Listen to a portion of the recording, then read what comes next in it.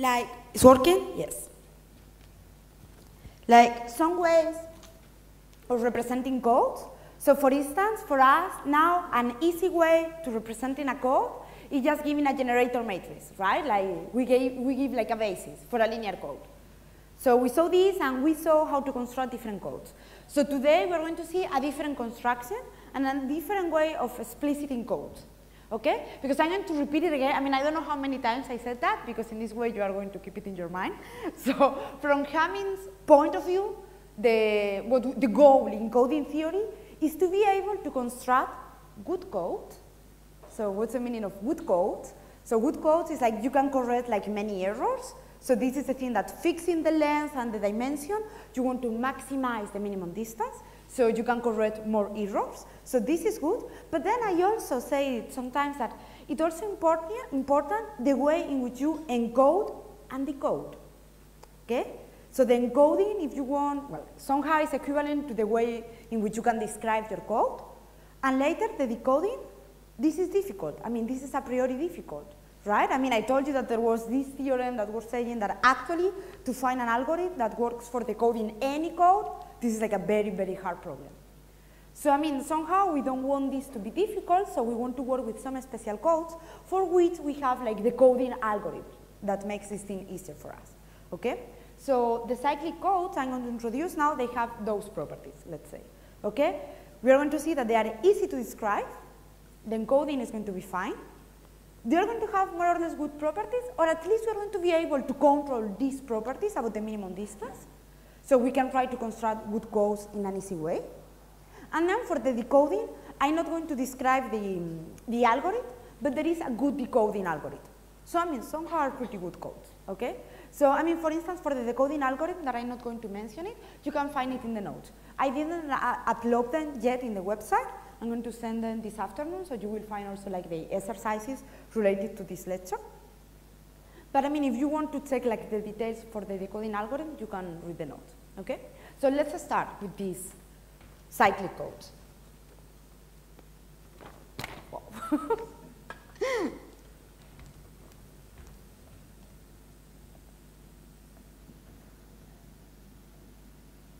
Is the site okay? Can you read? Or do you want me to read bigger? It's okay? Bigger? Okay, good. Okay, so let's start with a definition.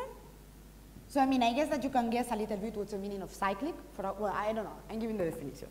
So first definition, we get an element, and now looking that I'm changing a little bit the notation.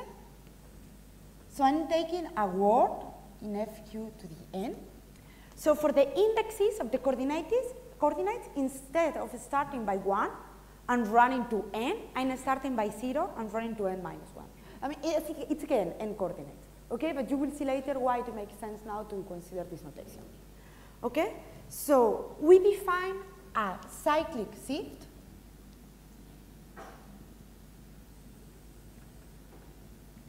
as the operation that to this word, that I'm going to call it C, okay? The cyclic shift of C, that I'm going to denote it by sigma of C, is basically shifting the coordinates. So look at this.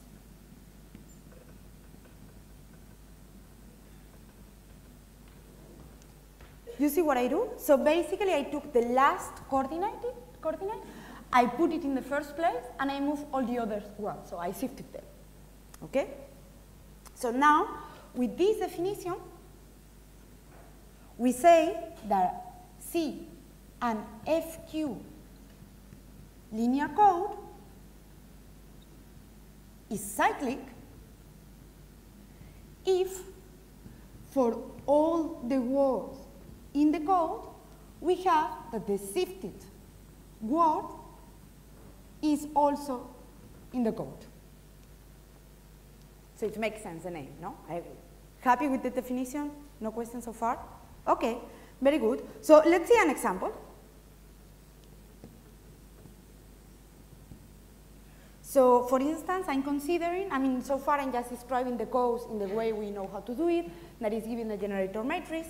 So I'm going to consider this generator matrix 1, 1, 1, 1, 1, 1, 1, 3, 2, 6, 4, 5, 1, 2, 4, 1, 2, 4. Okay, and this as a code defined over F7. Okay, so the entries are in F7. So, well, I mean, if you want, it's easy to read from the generator matrix that the length is equal to 6, because I have 6 columns. And the dimension, well, assuming, I didn't check, but you can believe me, it's true, that the 3 rows of this matrix are linearly independent. So the dimension of the code, K, is equal to 3. Okay, but we are interested about the cyclicity. Is this code cyclic or not? Okay, so let me call, well, G1, G2, and G3, okay, the 3 elements that are generating the code. So if I look at the shift of G1, I get again G1, because all the coordinates are equal, right? Okay, but now I'm going to look at the shift of G2. So basically what I'm doing here, I want to check that it's cyclic. To check that it's cyclic, I have to check that the shift of all the words of the code is again in the code. But because every word in the code can be written as a linear combination of the generator's elements here, I just have to check that the 3 elements here that are generating the matrix, if I consider the shift of these vectors, they are again in the code, right? Do you agree with this strategy? Fine? Okay, so for the first one, I checked it. It's fine. We are inside again. What about this one? Okay, if I do this thing, I get 5, 1, 3, 2, 6, 4. Is this thing in the code? Actually, yes. This is 5 times G2. Because 5 times 1 is 5, 5 times 3 is 15, but we are in F7, so, I mean, I look modulo 7, so 15 is 1, right? 2 times 5 is 10, that is 3. 5 times 6 is 30, that is 2. 4 times 5 is 20, that is minus 1, that is 6. And 5 times 5 is 25, that is 4. So indeed, we have that equality, okay? And now for the third one, sigma of G3 is equal to 4, 1, 2, 4, 1, 2. And this is equal actually to 4 times G3.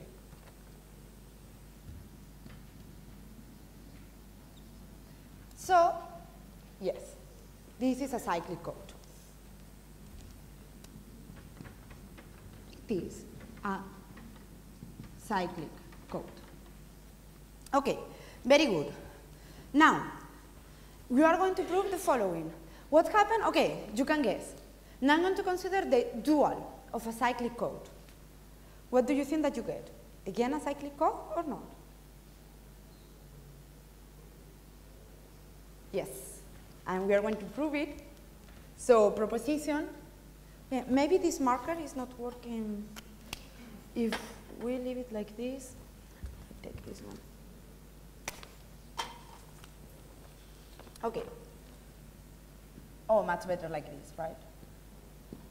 Proposition, the dual of a cyclic code is cyclic. Okay, let's prove it.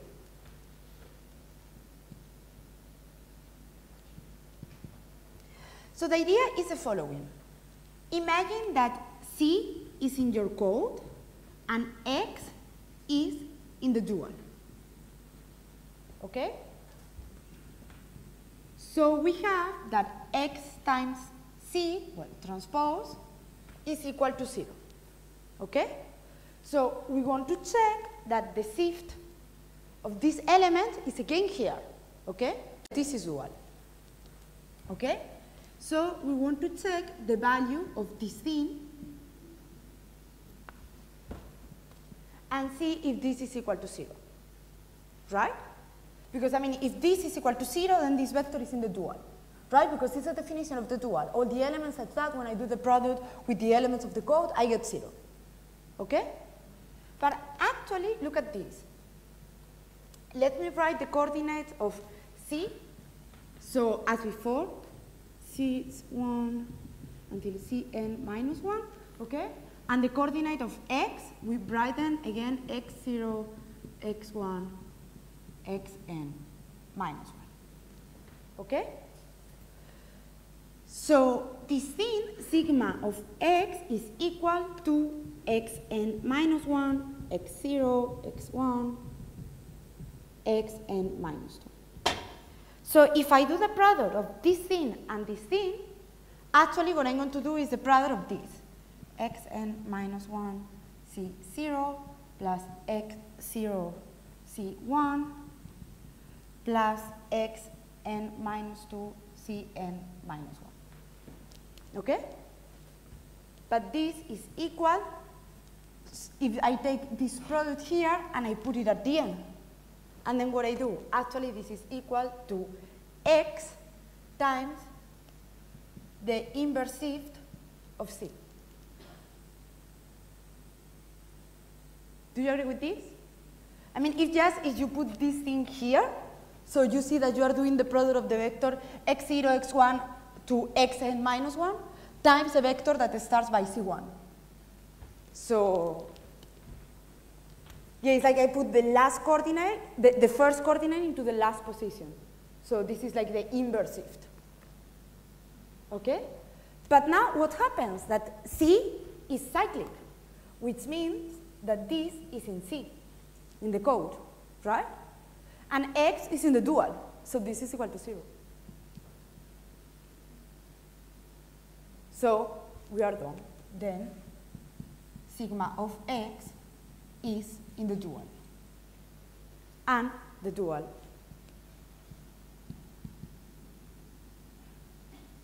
is cyclic. Okay, very good. So now that we know, okay, we have the definition of cyclic codes, we know that the dual is cyclic, how we describe those cyclic codes? Because, I mean, so far we didn't improve anything that we had. We are still describing them by a generator matrix, and even we have to check some extra information.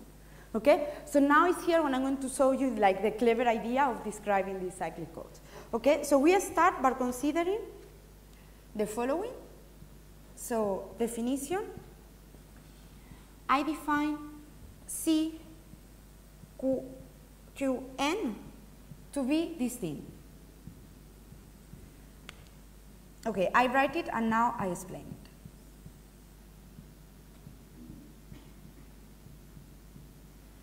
So first, I take the ring of polynomials with coefficients over the finite field FQ. Okay? Now, inside this ring, this is an ideal. Okay, it's the ideal generated by the polynomial x to the n minus 1. So I do the quotient by this ideal.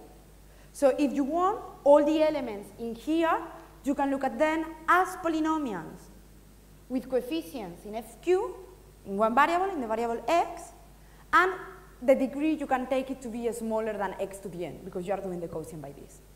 Okay, so basically it's like you take any polynomial here, you do the division by this polynomial, and you take the remainder. And this is going to be a representative for your polynomial in here. Okay? Okay, and now with this definition, I consider the following map. So from FQ N, I go to this set that I just defined. Okay, and what I do is that I send a word in here to this polynomial. So now you have here the motivation of the new notation I introduced. Okay? So the idea, what I did so far is like you take your word, okay, and now you see at your vector as it were the list of the coefficients of a polynomial. Okay? And the index, like here, this is why I want to start with 0 now. The index corresponds to the power of x. Okay? So the idea is that with this file, with this map, we can see the elements in the code as polynomials. Okay? And sometimes, this is just notation, phi of C that is the polynomial associated to the word C, sometimes I'm going to write it as C of x. Okay, because this is like I'm looking at the word as if it were a polynomial. Okay? Okay, and now proposition, and this is the nice thing. Proposition phi is an isomorphism of vector spaces. This is the first thing. Both sides are vector spaces, and this is an isomorphism. And it defines, and we are going to see how, a one-to-one correspondence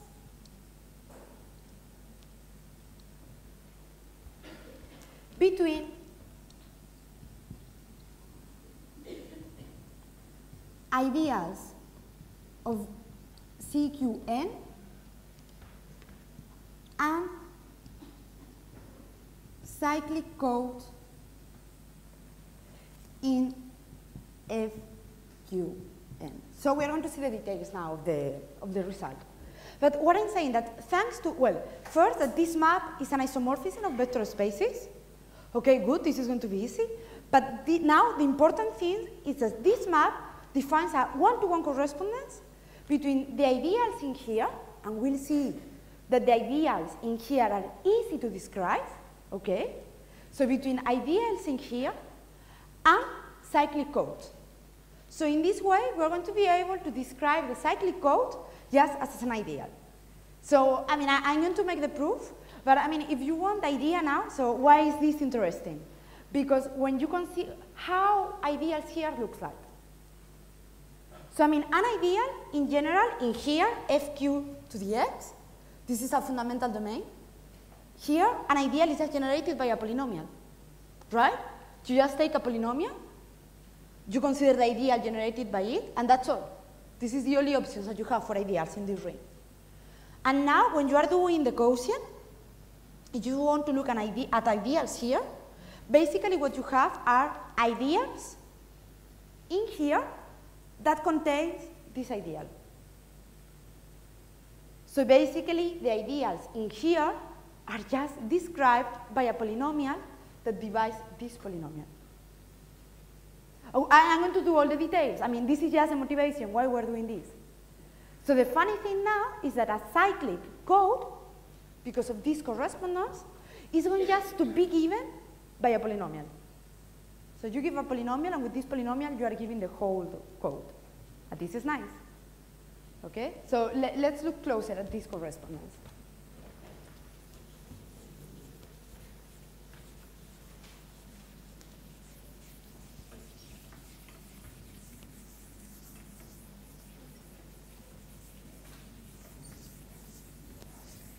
Oh, it's much better, those whiteboards and the blackboards for erasing. Perfect. Okay, so proof. Okay, I'm getting another market again. So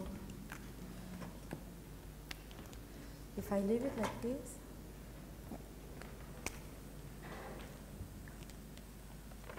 Okay, so first to prove that this is an isomorphism of vector spaces. Okay, so I mean it's clear that both of them are vector spaces. Okay, so I'm just going to fix a basis for each of them. Okay, so a basis for FQN, I take the canonical one. Okay, is this one, where this vectors is all 0, a 1 in the ith position,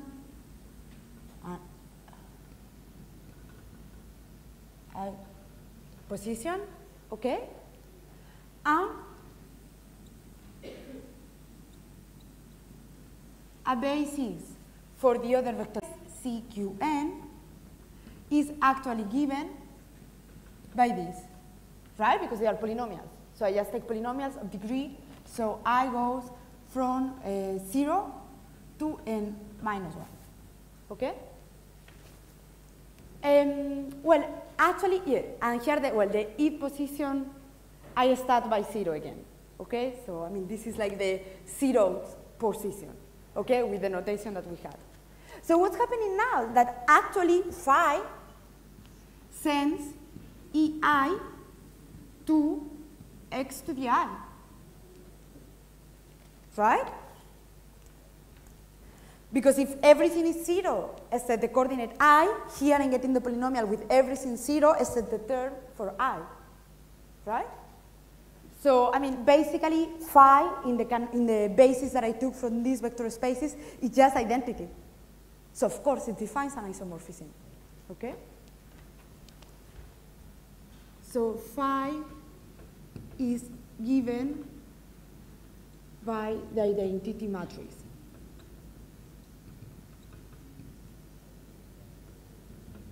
So, it is an isomorphism, okay? Very good. So now we are going to prove the thing about the correspondence. How we proceed. Okay, so let's start. Okay, so yes. So now, let I be an ideal of CQN, okay? And we consider the code, well, still we don't know if it is a code, the set C equal to the inverse of the ideal by phi, okay? So the idea is that this correspondence, if I have a code here, I associate to the code the image of the code, and this we're going to see that is an ideal, okay? And if you have an ideal here, I'm going to take the preimage of the ideal that defines a set in here, and I claim that this set is a cyclic code, okay? So we are going to prove that this is indeed a correspondence, and this is well defined, and this is good. So I start by taking an ideal here, okay? So I take the set that is the preimage, okay? And I want to check now that this is a cyclic linear code, okay? So first, it is a linear code. Why? It is a linear code. Basically, because an ideal is closed by addition, right? So, I mean, this is again a vector, sub-vector space inside this. So if I do the preimage, I get again as a vector space in here. So as a vector space is closed by addition, okay?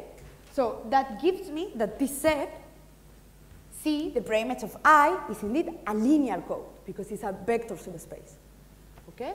So it's a linear code because it is a subspace,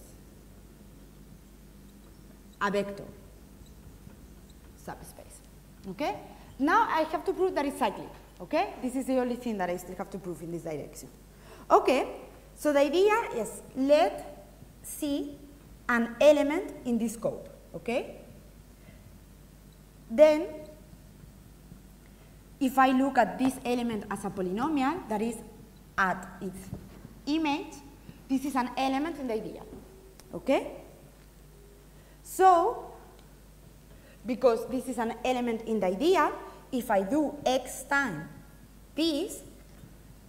this is again in the ideal, right? Because this element is in the ideal, so this product is in the ideal. This is the meaning of being an ideal, okay?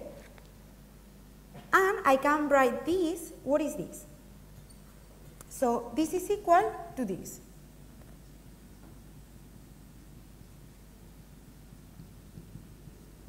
Okay, so I'm going to do the product. So, I mean, when I do the product for each coefficient, everything goes well. And when I do x times this one, the power is x to the n. And this is not good. But x to the n is equal to 1, because I'm doing the quotient by this polynomial, okay? So basically, when I do this product, and inside here, what I get is Cn minus 1 plus C0x plus C1x squared plus Cn minus 2xn minus 1, okay? But what is this? This is just a shift. right? So, I mean, this element is in the ideal. So if I take the preimage, this is in C, okay? And the preimage is the shift of C, okay? So this, let me call, okay. So now phi minus 1 of xcx is equal to sigma C. And this is indeed in the code. Then it is cyclic. Okay, so we check that starting with the ideal, we get the, is it fine? Do you have questions? It's okay for everybody? Yeah? Okay. So now we saw that if we start with the ideal, we get this code, and now we are going to prove that if we start with the code, we get an ideal. Okay? So this is the reverse. So this is not working now. I take the other one.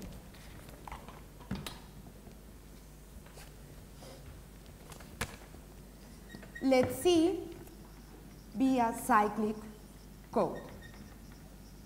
Okay? We are going to check that phi of C is an ideal. Okay? First, it is closed under addition, because again, it's a vector space. Okay? Closed under addition because it is a subvector space. Okay? So now we only have to prove that it's closed under multiplication. Okay? So basically we just have to check it for a basis. So we need to check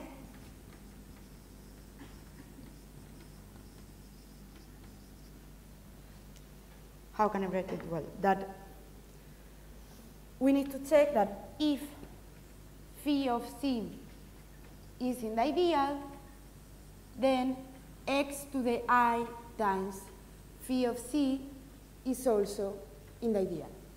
Okay? But we are going to use actually this thing that we describe here. This is just going to be a shift. Okay?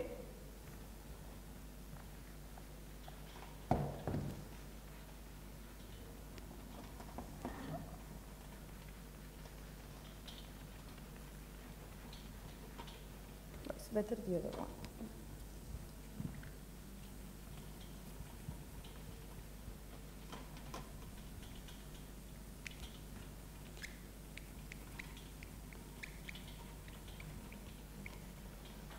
Okay, again, there is one that is harder than the other one.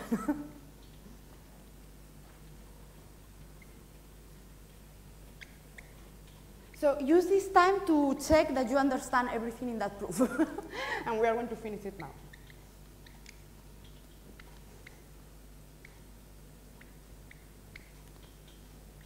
Okay. Almost done. Good. Okay. But now, well, I was almost done. We just have to rewrite this thing using, I mean, the quality that we got here, okay, so it's the same argument, that this is actually equal to phi of sigma I of C, okay?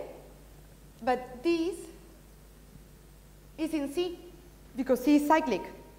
So, I mean, whatever the number of shifts that I do, this is in C. So this is something in the image of C, so this is in I.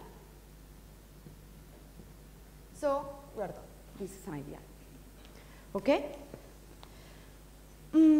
I can do an example. No, let's go a little bit further, and then I do an example with all this. Okay?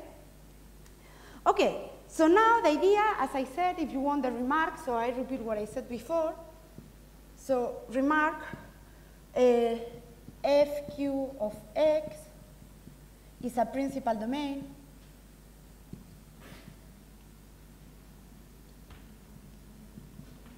So the ideals are generated by a polynomial, a single polynomial.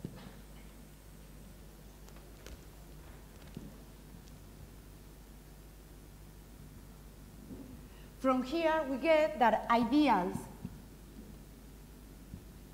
in CQN are generated by a single polynomial that divides x to the n minus 1.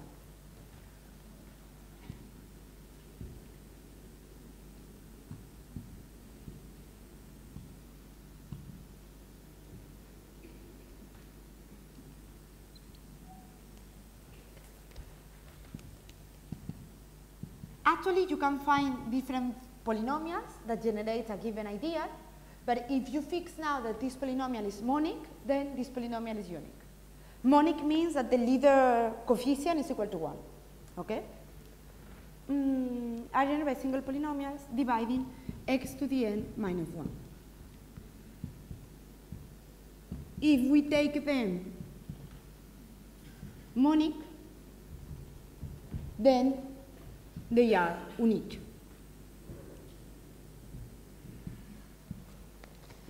Okay? So, I mean, so far is good. Like, we have like a nice description of those codes. As I announced it, they are just given by a polynomial. Okay? So, like, let's see some small examples now. Okay? So, for instance, if I get the code that is the trivial code that is the total. Okay? So here, who is a generator polynomial?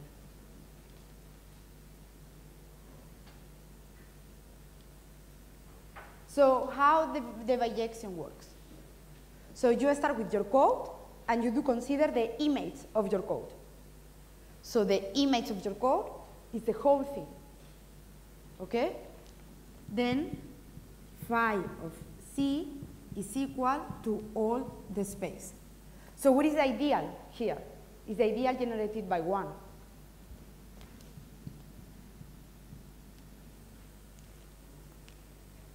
So in this case, this is a polynomial. Okay? Now, if we get the code as 0, then the image is 0. So basically, it's the ideal generated by this thing, the thing I'm making the quotient value. So this is a corresponding polynomial. Okay? Okay, a more developed example. Let's take the repetition code. Okay? So the repetition code is the one generated by this. Right? And of course, it is cyclic, because all the coordinates are equal. Right? So the image is generated by the image of this polynomial, right? So it's the ideal that corresponds to this polynomial, 1 plus x squared plus x to the n minus 1. Okay? What about the dual of this one? The dual of the repetition code. So you did an exercise for this one. Do you remember? So the dual, if you want, so I compute first the parity check matrix of the repetition code. So you saw this in an exercise. This is equal to 1 minus 1, 0, 0, 0, 0, 0, 1 minus 1, 0, 0, 0, 0, 0, 0, 1 minus 1, 0, 0, 0, all zeros, 1 minus 1, and then I have to add the last one, minus 1, 0, 0, 1. Okay? So this is a parity check matrix. Well, one parity check matrix for the repetition code. So if I want to consider the dual of the repetition code, I just have to consider the code that is generated by this matrix. Okay? And then I have to consider the image by this. Which polynomial do I get here? 1 minus x. Right? And this one actually is x times 1 minus x. And this time, s squared times 1 minus x. And I follow like this. So basically, it's the ideal generated by 1 minus x. So the polynomial that corresponds to the dual is 1 minus x. And here you can start to guess a funny fact. And it's like, the polynomial that corresponds to a cyclic code and the polynomial that corresponds to the dual code, this one, if I do the product of these two polynomials, what do I get? X to the n minus 1. That is the polynomial that I was doing the quotient by. And actually, this thing that you can notice here, we're going to see it in another example, actually is true. This is kind of what is happening, that there is this relation between these two polynomials. Okay?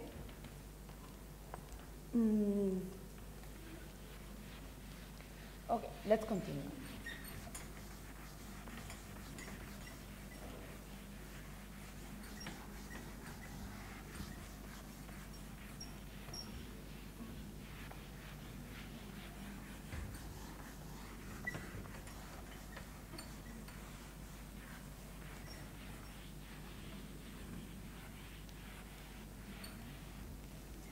Okay.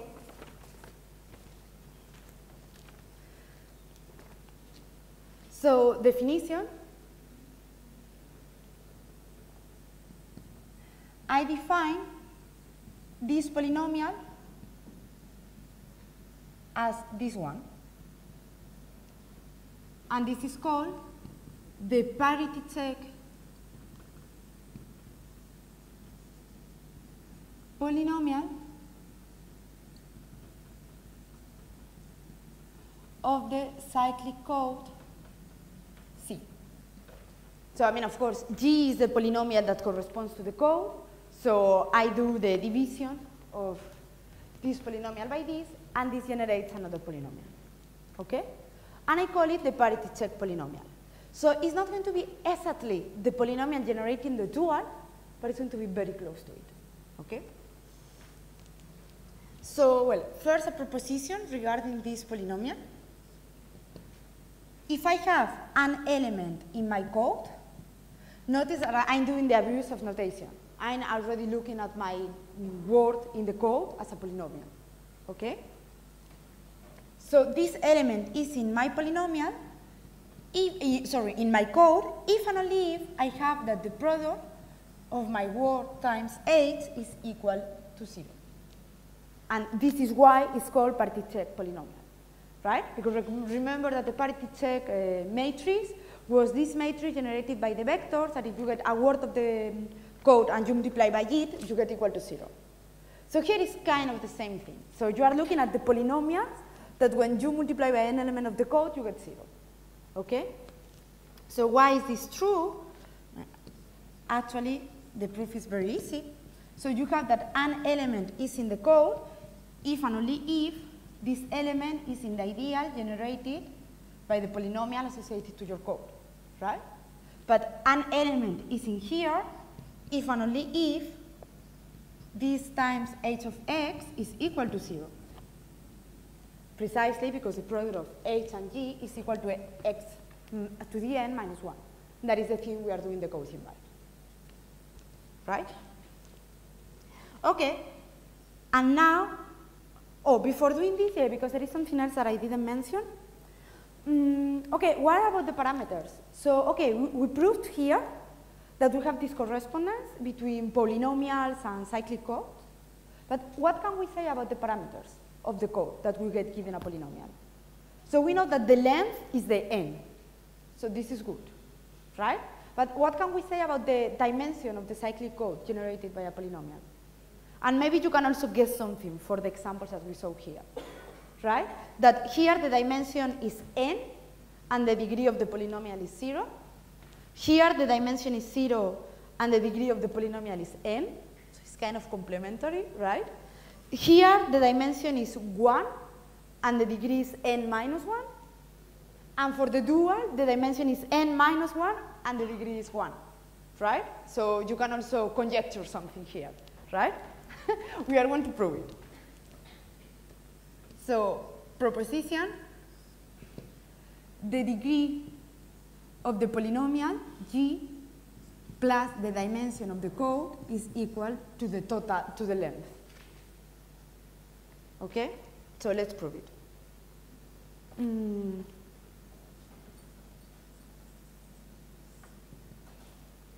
The idea is the following. I'm going to consider a generator matrix, okay, for the code.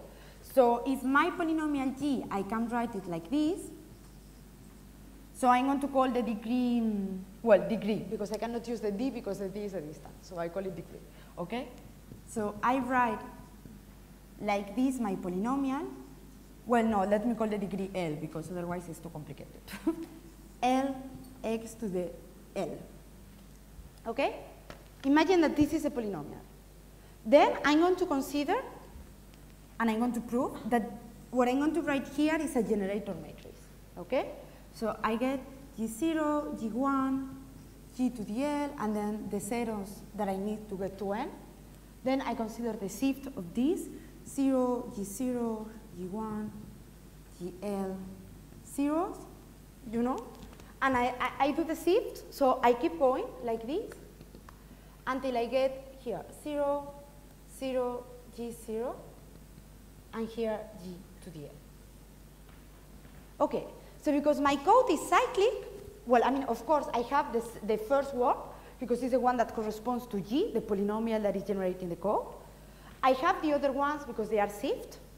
This is clearly linearly dependent, because, I mean, it has this echelon form that we saw, okay? So this implies, and how many columns do I have here? So I have to start from here until I move the last one to the end, right?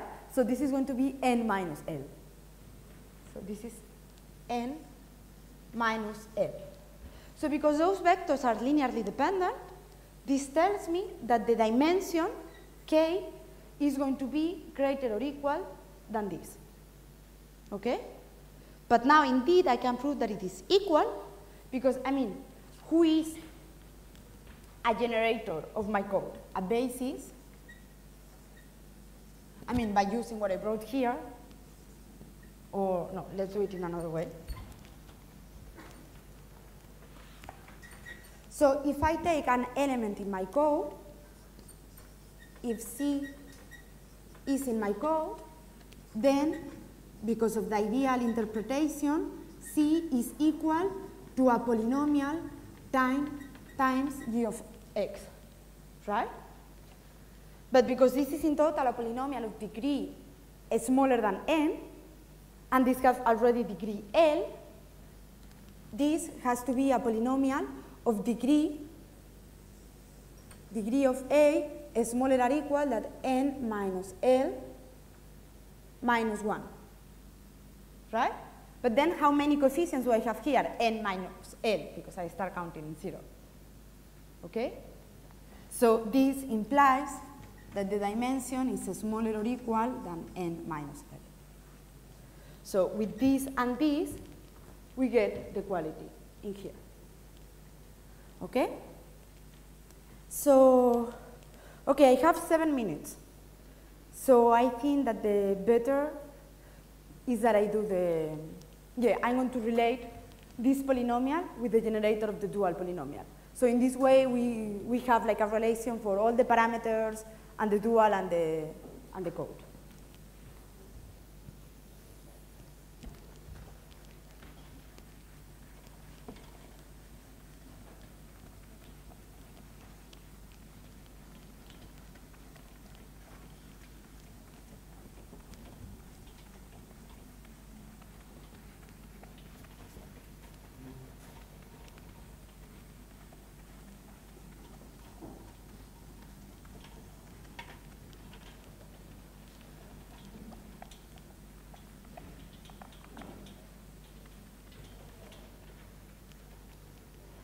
So yeah, maybe I didn't do like so many sophisticated examples, but I mean, in the exercises, you're going to do a lot of examples.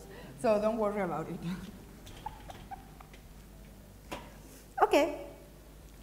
So the result is the following. Proposition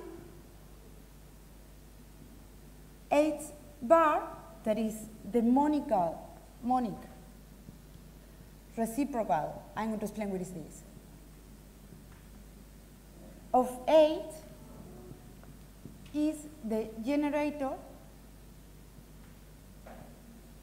of the dual, okay? So basically what we want to prove is that the parity check polynomial that we got here is not exactly the one that corresponds to the dual, but it's very close. That very close in which sense? First, we consider the reciprocal. You know what is the reciprocal of a polynomial? You just switch the order of the coefficients, right? I'm going to write it well later. And then monic is that you divide by the right constant that you need to get it monic, okay? So basically, if 8 is equal to 8,0 plus 8,1x plus 8k.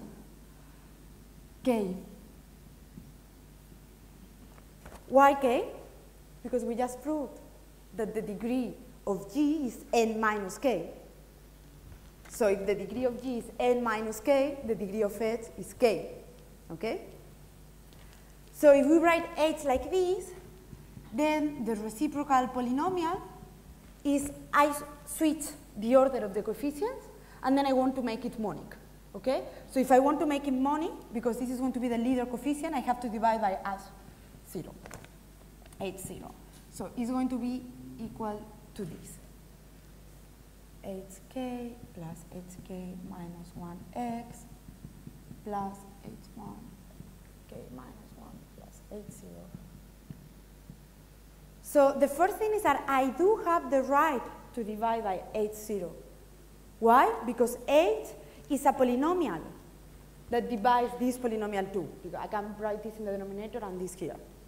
Okay? So it cannot be something that is of the time x times something, because x doesn't divide this polynomial. Okay? So I mean, here I'm not dividing by 0. I can't really do this. Okay? So this is a monic reciprocal. So we're going to prove that indeed this polynomial generates the dual. Okay? So how do we do that? Proof. I'm taking the other marker.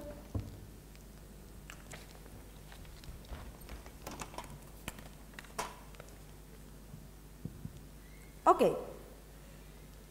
So basically what we have to do is to prove that if I have, well, I have the generator, g of x, okay, of my code.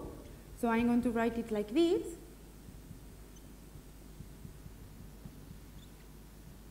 G to the n minus k, because now we know which one is the degree. Okay, so this is the generator of my code. I want to prove, or I need to prove, that, well, I write it first like this, that the coordinates of this one, that they are those ones, 0, 0, times the coordinates of the monic dual. So what I have that, hk divided 8, 0, hk minus 1, 8, 0, until 8, 0 divide 8, 0, and then zeros. So that if I take the two words and I do the product, this is equal to 0. Okay? But this is easy to prove precisely because I have this condition. Okay? The condition in here. Okay? So basically, what is the idea? I know that g times 8 is equal to xn minus 1. Okay? So if I do the product of these two polynomials, what do I get for the coefficient of the product of this polynomial of degree t? So I'm going to write it like the coefficient of degree t of this product is equal to the sum of gi 8t minus I from I equal to 0 until t. Okay? But this, because I have here the answer, is equal to 1 if t is equal to n, equal to 0 if t different from 0 and n, and equal to 1 if t is equal to 0. Okay? Okay, but now, what is the thing that I want to prove that is equal to 0? The product of this thing and this thing, right? So what I wrote here, right? Okay, very good. So I'm going to do the product of that. But which one? I mean, I'm going to forget about the divided by h0 because I want to prove that is equal to 0, so I can clean up the h0. This is not a big thing. So I need to check that g0, I'm sorry that the markers now I'm not, maybe I can, yeah, I can take the blue one. So I need to prove that the, yeah, this is good. G0 times hk plus G1 times hk minus 1 plus G2 hk minus 2, this is equal to 0, right? But this is precise the thing that I have here when t is equal to k, right? So if k is different from 0 or n, this is equal to 0. Okay? No, it's fine with this. Now I'm done. I'm just going to write 3 more things and then I'm done. Thank you. So basically, if k is different from those values, we are done. We have it. This is a generator for the dual. So, I mean, I passed my time for 1 minute. So I'm just going to say by words the last thing. So the cases k equal to 0 and n are the trivial cases, right? Are the case that is the whole thing and the one that is just 0. But those ones, we did it before in the example, right? So we proved the theorem, okay? So, well, this is everything for today. Thank you.